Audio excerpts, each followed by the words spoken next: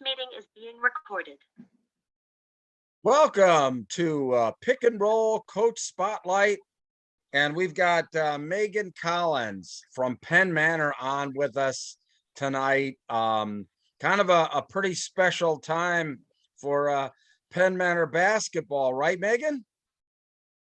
Yes, yes, it is. So in case anybody has been living under a rock, Penn Manor won the Section 1 Girls Championship in the LL League. How does that feel for someone who, graduated from Penn Manor or what have you? How does that feel for you? It's an incredible feeling. As a little kid, you always have that dream to make it to where the girls were able to make it yesterday. So as a player, unfortunately, I wasn't able to do that. But to be on the other side of it is pretty neat too. Yeah, I can imagine. And there's a lot of and you pretty much kind of ran roughshod through the league. You only had one loss in the league. Non-league though this year, I mean, you played a really tough schedule. And right now you're kind of right on the cusp of whether you would or wouldn't host a district playoff game. But just since your regular season now is over, why don't you recap a little bit on what your expectations for this team was going into the season and where they are right now? So I knew that we had a special group amongst us, heavily loaded with upperclassmen, but again, I mean, willing to put the work in, focused in practice, and like you had mentioned previously, I think we honestly have the toughest schedule in the league. Even when you look at the district bracket, our schedule is the most challenging.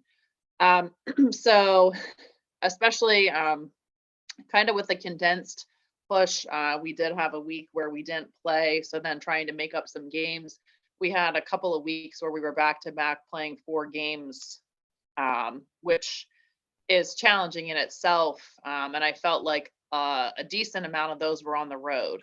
So playing Friday in Lebanon, and then the next day going to York and playing, they just, they really rose to the occasion, especially this last month. I really feel like we were focused. We had our end goal in mind, which was to be Section 1 champs. They knew that they had the opportunity to do it. And once, we got on a roll, I think they started to realize that, yeah, we really can do this.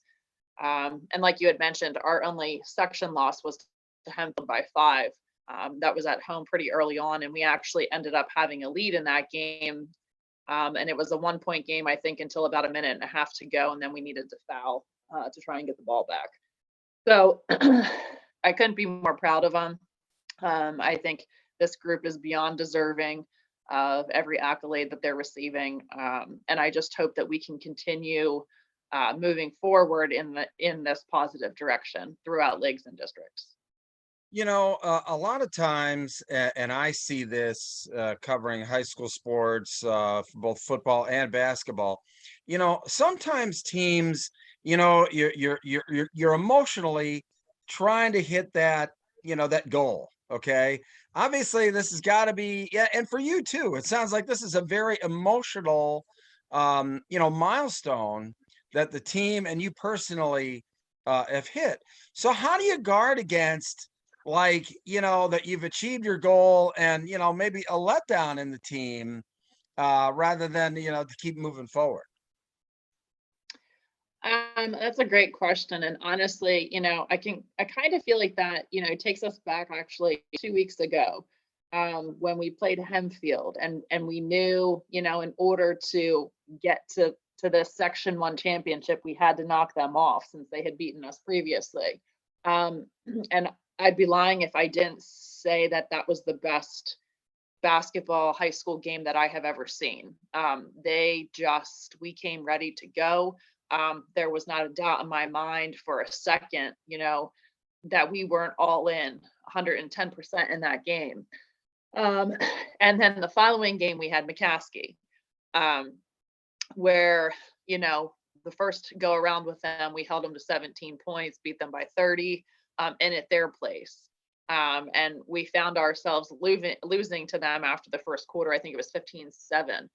But we talked, going into the second quarter and said, ladies, our Hemfield win isn't going to mean much if we lose to McCaskey with that letdown. But then we just went out, we kind of switched gears, and then we were solid from there on out with almost a 30 to 40 point win. So I think thinking of that, putting that into perspective, moving forward, yes, we've reached a goal, but there's still so much more that they can attain. So we can't be satisfied. We have to keep working. Is this the the section championship? Is this kind of your biggest moment, so far? In it sounds like it. I mean, you talked about the fact that you weren't able to attain this as a player.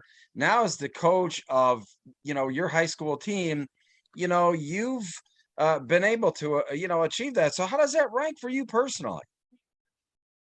Um, Fantastic. I mean, it's the first section championship that our school has won for girls basketball in 47 years. And the last championship wasn't even when we were in section 1, it was when they were in section 3. So, I mean, to me, it's a big deal. I think the girls should, obviously cherish the moment, understand the big deal of a moment that it is, but at the same time, we can't get hung up on that because we still have more work to do. Yeah, a lot more work to do. Obviously, Mhm. getting ready for, a county championship, and then obviously you're pretty much solidified, in districts there too. So this is all kind of, uncharted territory. How do you really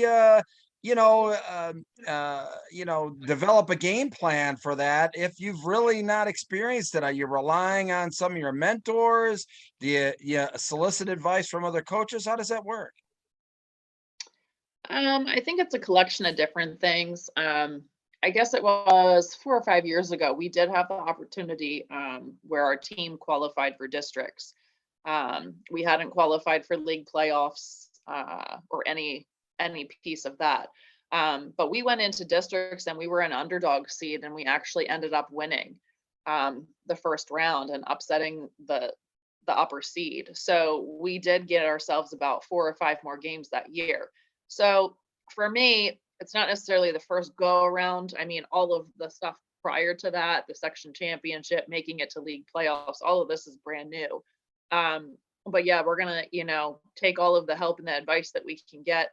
Uh, each game we're gonna have to focus on individually. We're not looking at the championship. It's, first we got to tackle Saturday, and actually see, find out Thursday who we're playing, and then take it one step at a time. And hopefully, if we can do that, we'll be there in the end. What does your team have to do well if they expect to, keep moving on in the postseason? Um, I feel like when we defensively are sound, it's very hard to beat us. The offense usually, works itself from the defensive end. So we just kind of really need to be solid on that end, eliminate turnovers. Um, I feel like we've really, as a group, come together in the last month, even at practice. I'm impressed with what I see and how we've come together. So just doing the little things, out hustling other teams, wanting the ball more than other teams, diving for loose balls, making sure that we're rebounding and not letting them get 2 and 3 opportunities. If we do those things, I think we give ourselves a shot every game that we're in. Who are some of the players that that the team is really going to have to ride on their shoulders to move forward in the postseason? Lily Sugra has been instrumental for us inside. I think almost 24-point average in the last 8 games for us. So, I mean, obviously, depending upon what teams have, I mean, she's got a huge bullseye on her. But then, the nice thing is we have a lot of people that can complement her. We've got Morgan Miller who can shoot trays from the outside. She's, I think, the third in the league in 3-pointers made with 33 or 34. Izzy Cligg, great defender. Sydney Shepos has got the span, and then Emily Riggs as our last starter. I mean, she's just all over the place on the boards. Camilla Goodley coming off the bench. If she's on, she's on. So it's nice because I don't feel like teams can necessarily just shut down one person and feel like they're going to beat us. Well, I'll tell you what, I'm really looking forward to see you guys perform in the postseason, as I'm sure most everybody there at Penn Manor will be. And listen, I know that on a very busy Sunday, I'm very thankful that you were able to take some time out and give us a talk. And actually, we scheduled this interview before I think you won the game. So, Yeah. so maybe we were good luck for you. It'll be good luck for you moving forward, huh?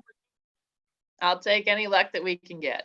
Well, listen, I want to thank you very much for your time. It's very nice meeting you. And I wish you all the luck in the world moving forward. Okay. Perfect. Thank you so All right. much. Megan, thank you very much. All right. And the show will air on Wednesday, and we'll forward you a link so you can watch. Great. Thank you. Thank you. Take care. You have a great evening. Okay. Thanks, you too. All right. Bye. Bye-bye.